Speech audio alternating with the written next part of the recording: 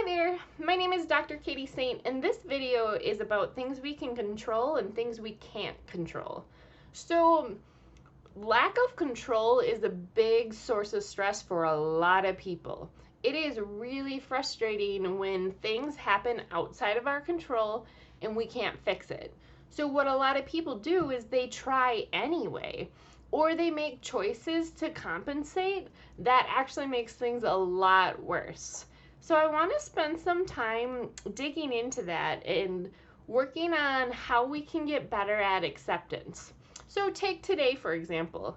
It's 90 degrees and it's supposed to hail later. I'm kind of disappointed because it's Saturday and I really wanted to go on a hike and I wanted to do a ton of stuff outside. But I'm not going to do that most likely because of the weather. So if I let myself fixate on that, like I might get grumpy. I might treat my family members not as well because I'm so bummed out about the weather. That's just gonna make my day worse though. So if I can recognize, well, I can't control the weather, that's not something I have any influence over, so I just need to make the most of it, then I'm not gonna screw over relationships, I'm not gonna ruin my day. I'm still gonna find a way to have a good day because I can accept, can't control the weather, I can't let that wreck my day. So what I want you to do is take some time right now and pause this video and talk with whoever you're with about what sort of things you really struggle with that you can't control. Maybe it's a family member's choices, maybe it is time or rules. Whatever it is for you, I want you to take some time to really think about what is most frustrating for you that you cannot control. This is something that all people struggle with. It is very difficult when frustrating or painful things happen and we don't have control over the solution. We can't control another person's behaviors or the outcome of a situation, and so we need to work on acceptance, and that's really hard. So, okay, go ahead, pause the video, take some time to talk and think about what it is that frustrates you most that you can't control. Okay, I hope your discussion was awesome. Now, what I want to do is spend some time breaking down what we actually do have control over and what we don't have control over.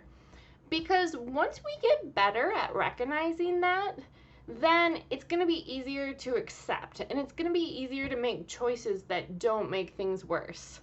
So, say your sister is really frustrating to you. She's making really bad choices and it is just a big source of anxiety for you. So, to address the anxiety you feel, you talk to her and you tell her, hey, you need to stop doing that.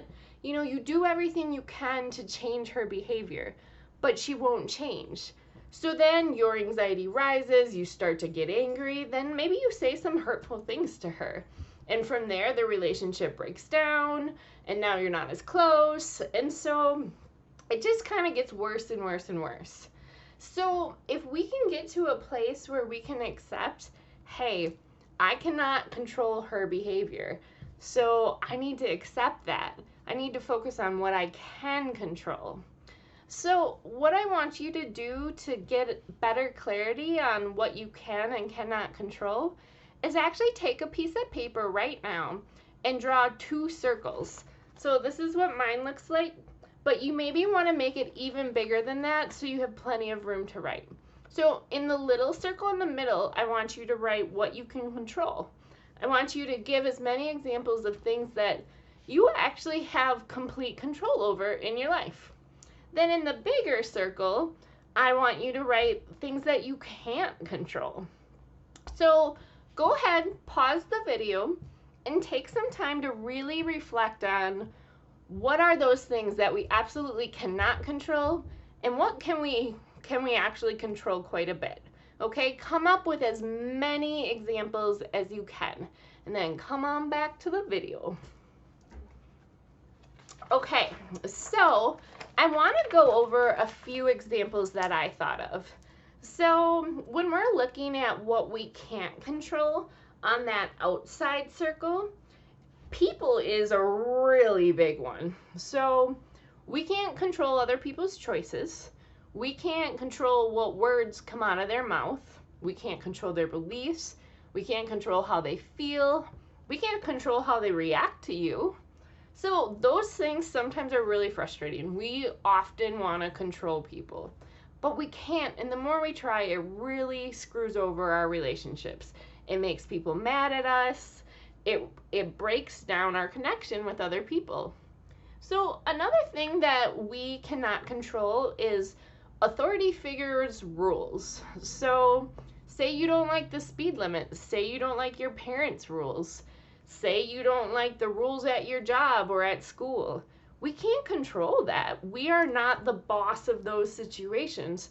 So we don't get to make the rules. And if we try to break them, there's consequences for that. That can be a source of stress for a lot of people.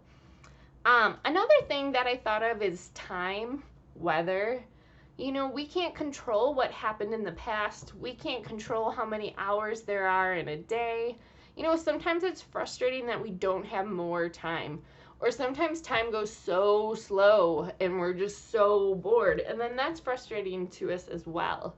So those are some things that we just can't change. Another thing that I thought of for what we can control is our actions. So maybe we don't like the actions of another person, but it's up to us how we respond.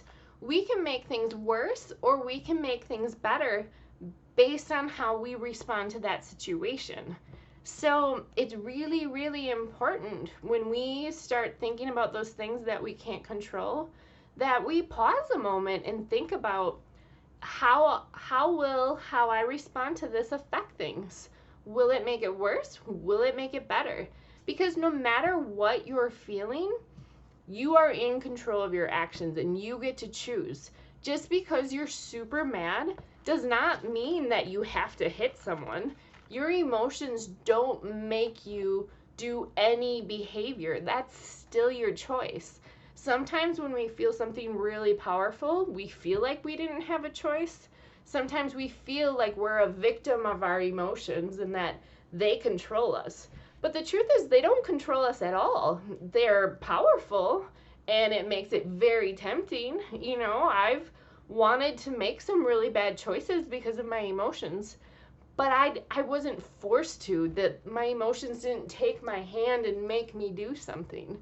So we really do have control over that, even though we feel like we don't. So once we can accept that and recognize that, it's actually going to make it easier to make those good choices.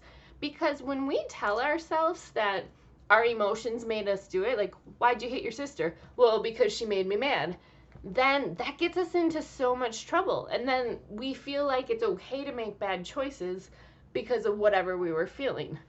But the reality is, if we're making those bad choices, it's making things worse for us that we don't even realize. So yeah, maybe it was valid for you to be mad and do something to another person, but did that help your relationship with them? Did that make the situation get any better? Like maybe in that half a second when you made that poor choice, it felt good to give in to your emotions like that. But chances are it made things worse in the long run. So it really didn't help you. So, go ahead and pause the video and have a conversation with whoever you're with, or reflect by yourself about like what choices that you make in response to what you cannot control actually makes things worse and not better. Take some time to think about what a better strategy would be. Like try and come up with some situations from the recent past where you tried to influence something that you didn't have control over and your action actually made it worse. So use that as an example to learn from, and take some time to think about like, okay, it would have been really hard to shut my mouth and not say something, but in that moment, had I been silent, that big fight would not have happened. Or had I said that in a nicer tone of voice, I maybe would have gotten my way, but because I shouted, then they got defensive and mad at me. So take some time to think about that and brainstorm what you want to do next time. Then come on back. All right, so the last thing I want to talk about is just the importance of practicing this, because it's not an easy skill to have, but the more we practice it and the more we're aware of it, the better we get at it. So every single day we need to focus on being more aware of what can I control, what can I not control. And sometimes self-talk really helps. So if you say to yourself, I can't control this, I need to let it go, sometimes that makes it easier to let go. Or if we say to ourselves, okay, I can't control this, but I can control my actions, what can I do to make it better? So that sort of self-talk can be really helpful in those situations to help you make good choices and to kind of let go of those things that are frustrating and just raise your anxiety to deal with it. So go ahead and turn off this video and discuss with whoever you're with what sort of self-talk would be helpful to you based on your specific situation. So what sort of lines or phrases could you say to yourself that would help you kind of remember what you have control over and what you don't, so that you can make better choices? All right, thanks so much for listening.